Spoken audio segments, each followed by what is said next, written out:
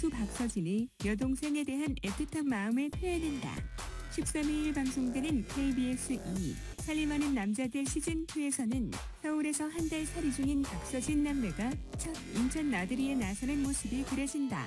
앞서 진행된 녹화에서 박서진은 동생 박효정을 데리고 처음으로 외출을 했다. 늘 인천을 구경하는 것이 소원이라고 외쳤던 박효정은 신나는 마음에 꽃단장까지 한다. 이때 박서진은 평소 무대 화장 등 전문 아티스트들에게 메이크업을 받아본 경험을 살려 동생에게 손수 화장까지 해주는 다정함을 보여 눈길을 끌었다. 박효정은 월미도 가서 조개구이도 먹고 싶고 딸기탕으로도 먹고 싶다라며 들뜬 모습을 보였지만 박서진이 동생을 데리고 간 곳은 바로 검정고시 학교였다. 박효정은 검정고시 상담 후 현재 실력을 확인하기 위해 모의고사를 치렀다. 박서진 또한 동생을 응원하기 위해 함께 모의고사에 응시하는 사려 깊은 모습을 보였다.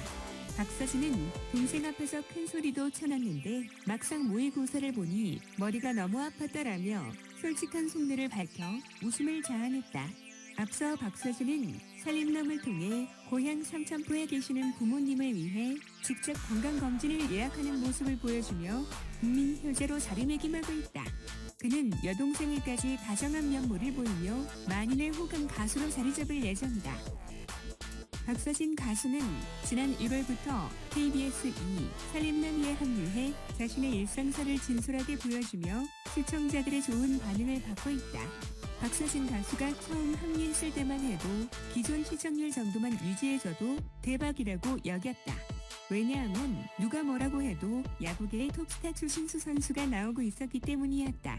박서진 가수가 처음 등장하는 330회 시청률은 4%로 329회 3%보다 무려 1%나 높았다. 게다가 그 상승률이 밤작 인기가 아닌 꾸준히 4%대를 유지하고 있다. 지금까지의 추세대로 보면 앞으로 더 급격하게 상승할 수밖에 없는 구조를 갖춰가고 있다. 살림남이는 박서진 가수의 박서진 가수에 의한 박서진 가수를 위한 구조로 빠르게 재편되는 느낌이다. 박서진 가수는 다른 관찰 예능과는 다르게 라이브로 장구를 치면서 직접 노래를 부르는 장면을 여러 편에 걸쳐 보여줘 시청자들에게 신선한 파장을 주고 있다. 게다가 그는 관찰 예능 영상만 보여주는 것이 아니라 직접 스튜디오에 나와 함께 영상을 보며 진행을 하는 적극성을 보이며 숨겨진 예능 감각을 10분 발휘하는 중이다. 지난 토요일 구례 산수유곡 축제 공연장에서 박서진 가수는 수많은 관객들에게 살림남이 홍보를 적극적으로 하였다. 그의 성격을 그대로 보여주고 있다.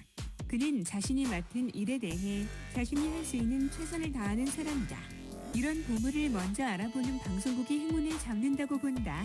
그동안 그의 매력을 제대로 조명하는 방송국이 없어서 안타까웠는데 KBS가 예능 부진에서 탈출하고자 팬덤이 강한 박서진 가수의 손을 잡은 것은 신의 한 수라고 본다.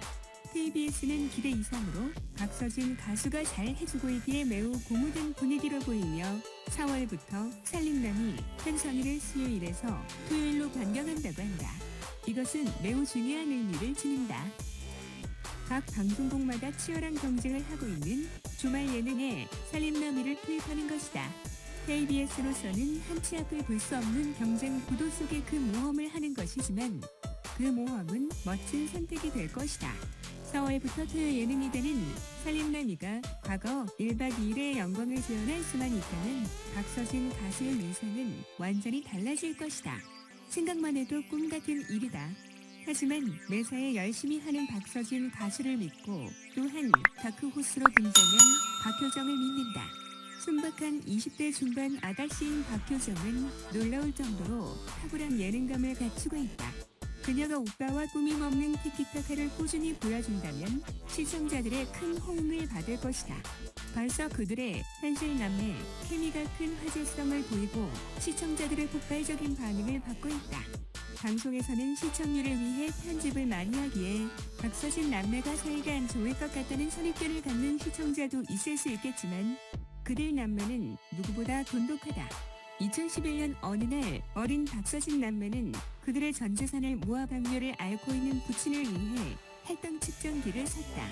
그 가난한 남매는 아픈 아빠를 위해 뭔가를 했다는 사실에 뿌듯해하며 터벅터벅 집으로 걷고 있었다. 그때 초등학생이던 여동생이 오빠 아이스크림 살 돈 남았나? 라고 묻자 오빠는 당당하게 네 사줄 돈은 있다라고 말한다. 참으로 아련한 장면이다. 오빠는 자기는 먹을 수 없지만 어린 여동생에게 아이스크림 하나 사줄 돈이 남았다는 것에 만족해하고 있었는데 이때 그 오빠의 나이는 겨우 17이었다. 그들 남매는 항상 함께한 사이이다. 누구보다 서로가 성공하길 바라고 잘 되기를 바라는 관계이다.